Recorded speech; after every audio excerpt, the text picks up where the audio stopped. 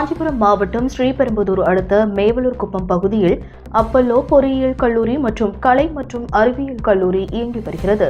இந்த கல்விக் குழுமத்தில் 2500க்கும் மேற்பட்ட மாணவ மாணவிகள் கல்வி பயின்று வருகின்றனர். இந்த நிலையில் இந்த கல்லூரியில் ஜாதி மதம் மற்றும் இன பாகுபாடு இன்றி சமத்துவ பொங்கல் வெகு விமர்சையாக கொண்டாடப்பட்டது.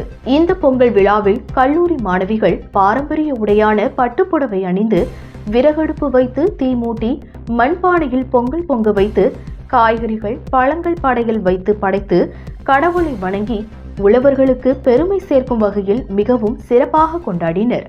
அதனைத் தொடர்ந்து கல்லூரி மாணவிகள் மற்றும் ஆசிரியர்கள் கும்மியடித்தும் மாணவ மாணவிகள் நடனமாடியும் பல்வேறு கிராமப்புற விளையாட்டுகளை விளையாடியும் மிகவும் சிறப்பாக தமிழர் திருநாளாம் பொங்கல் திருநாளை கிராமிய முறையில் தமிழ் பண்பாட்டை உட்புகுத்து மிகவும் சிறப்பாக வண்ணமயத்துடன் அடுத்த தலைமுறைக்கும் உழவர் திருநாளை கொண்டு சேர்க்கும் வகையில் அமைந்துள்ளது.